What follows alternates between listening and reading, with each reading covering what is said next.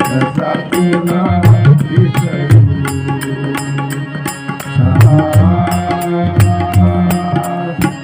तू माया नीले करू कसा तुला विसरू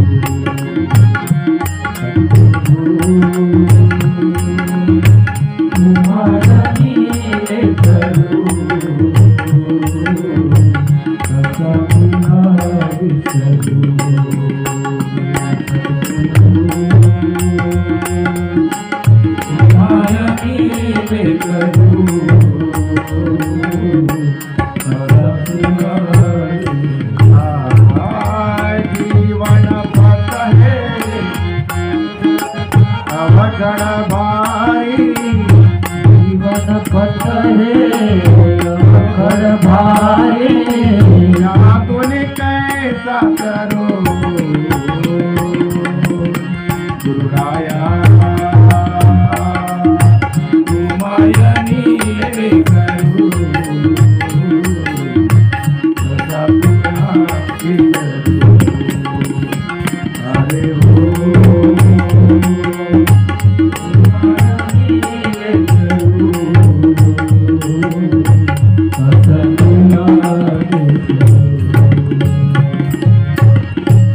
गुरु महाराज का म्हणतात, अरे बाबा अनंत जरी पाप तुझ्या हातून घडले असतील तरी मी त्याच्यातून तुला सोडवण्याला तयार आहे, समर्थ आहे. पण मात्र याच्या नंतर तुझ्या हातून पाप घडायला नको. पण आम्ही ऐकतो का? ऐकतो का? आणि गुरुला किती मोठी पदवी आहे. तुका म्हणे गुरु माता पिता बंधू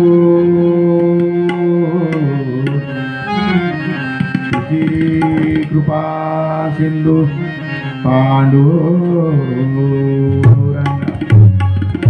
केवढा मोठा अधिकार आहे.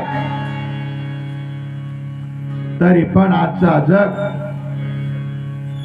गुरुकडे लक्ष नाही, गुरुचा विचार करत नाही आणि गुरुच्या भेटीलाही जात नाही. याचा कारण काय? आम्ही फसलेले आहोत चिखलात. तो कोणता चिखल म्हणाल तर मोहमायेचा चिखल, मोहमायेचा दलदल. आणि यात मायेमध्ये फसलेला माणूस बाहेर कदापि निघत नाही. आणि एखाद्याला गुरुकृपा झाली असेल तरच तो या मोहमायेतून बाहेर निघते. कस बुरलासी संसारी रे तू म्हणा, जरा डोळे उघडून पाही रे तू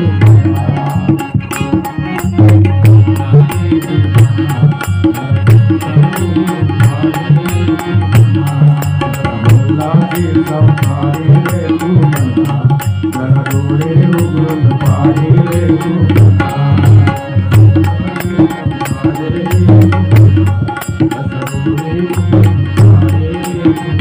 जीव हा खरा,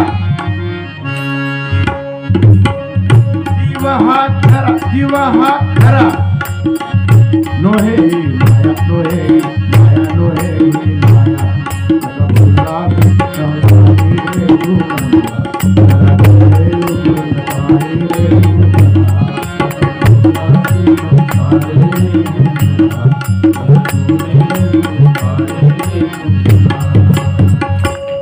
कितीही जरी आपल्याकडे वैभव असेल, तो वैभव तुमच्या कामाला लागतच नाही. कारण सगळं आपल्याला इथं ठेवून जाणे, सगळं आपल्याला इथं ठेवून जाणे आहे. पण आपण त्याचा विचार करतो का? घर माझा, शेती माझी, बैल माझे, गाडी माझी, बंगला माझा, अरे सर्व सर्व माझा माझा म्हणून आपल्या डोक्यावर धरून बसतो. पण संत काय म्हणतात? प्यारे अपनी गटरी खोला उसमे लाल भरे अनमो. प्यारे अपनी गटरी खोला उसमे लाल भरे अनमो.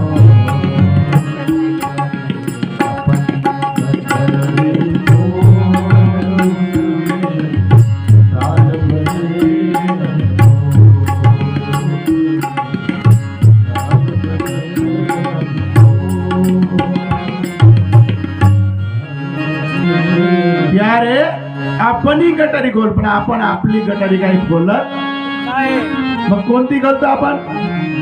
माहेर आले जाल तर नाही मा या वर्षी नाही का 30 खंड्या हवायचे आम्हाला दरवर्षी, पण या खंडीकडे या वर्षी की नाही 20च खंड्या नाही का? आपली भावना कशी नाही मा पोरगा 1 लाख कमवते 50 हे काही देत. बऱ्याचशा समस्या सांगतो आपण, पण त्या समस्या सांगून काही कामाच्या होत नाही. आणि संत काय म्हणतात? जाऊ देवा या गावा, जाऊ देवा या गावा, जाऊ देवा या गावा, जाऊ देवा या गावा, देवा या गावा, देवा देईल विश्वास, देवा देईल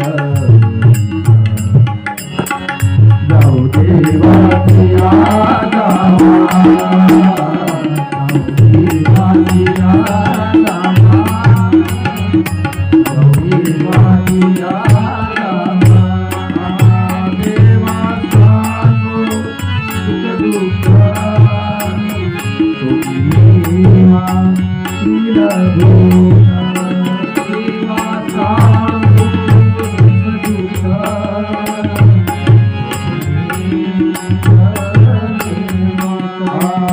देवा सांगो सुख दुःख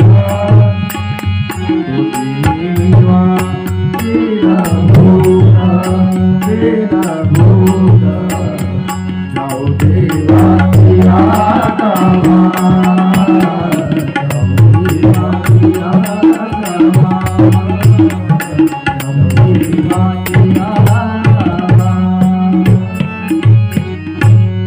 आणि हा देवाच्या गावाला जाण्याचा रस्ता भागवत महापुरात.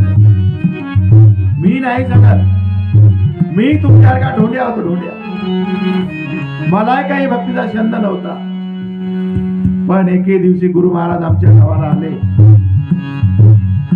अरे शंकर म्हणे तू उपदेश घे म्हणे, तुझा कल्याण होईल म्हणे. आणि खरोखर त्या गुरुचे अनंत उपकार मी माझा जीव प्राण जाईल तरी त्याचे उपकार बोलू शकत नाही. धन्य धन्य गुरुराज माझा मदपाशी दाविला देव. तर आपल्याला कथेकडे वळायचं आहे. जेवढं सांगितलं तेवढं कमी आहे, पण देवाला कडे जाण्याचा रस्ता असेल तर हा श्रीमद भागवत आहे. म्हणून जास्त मोठा करू नका ना. बऱ्याचशा भागवतामध्ये मोठा भारी पेंडाल लावतात, भागवतामध्ये कलाकारही मोठे भारी भारी बोलतात, पैशाची उधळपट्टी करतात. आणि तो भागवत हो आणि हा भागवत नव्हे का? ही कथा हो ना ही कथा नव्हे का? अरे भागवतामधून जे काही उरतील ते उरवा आणि एखाद्या गावाच्या सत्कार्यात लावा. एखादा गोरगरीब भुकेला असत त्याच्या परपंचाला लावा.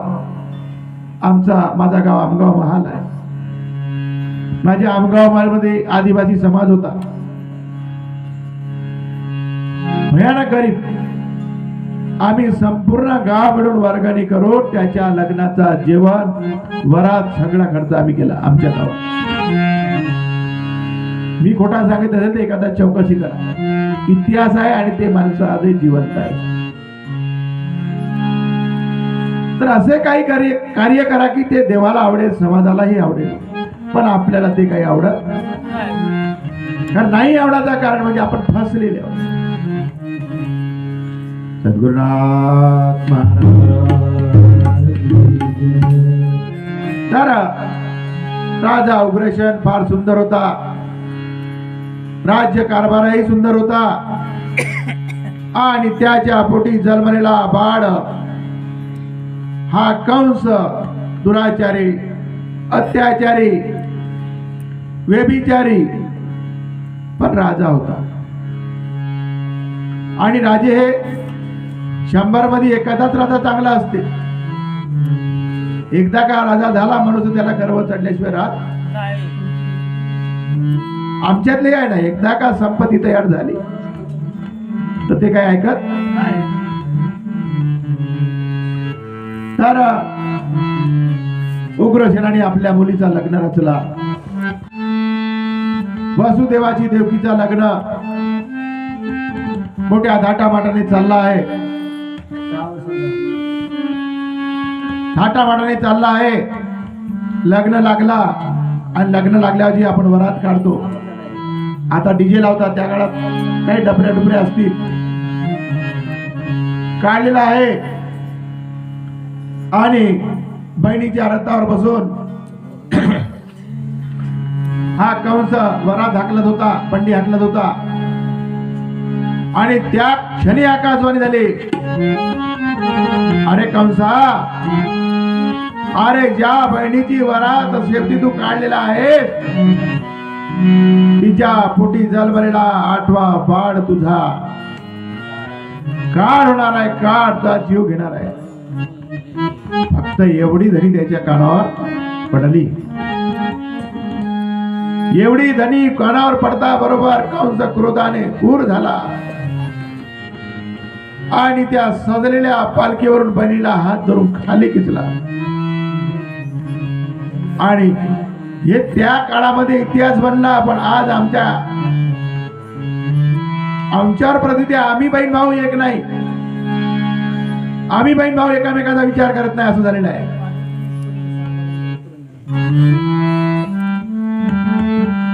तर रथावरून खाली खिचला, ढकलून दिला, दोघांच्या हाताला बेड्या टाकला, वासुदेव आणि देवकी दोघांना हाताला कड्या टाकला आणि कारागृहात देऊन बंद केला आणि पहारेकरी लावून दिला. पहारेकरी लावून दिल्यानंतर शोक करते देवकी, हार मारणार होता, पण देवकी म्हणे, वासुदेव म्हणे, दादा दादा, अरे आम्ही गुन्हेगार आहे, आम्हाला मार, पण आम्हाला मारून तुला फायदा काय होणार? एक काम कर म्हणे, जेवढे मुलं होतील माझे तेवढे मारून टाक, पण आम्हाला मारू. प्रत्येकाला जीव प्यारा असते, जीव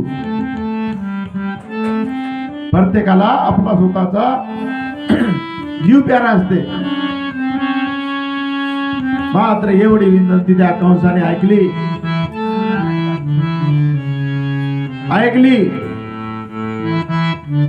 आणि कारागृहात नेऊन टाकून दिला. तिथं मात्र माता देवकी रडते आहे आणि भगवंताला साकडे घालते आहे, विनवणी करते आहे.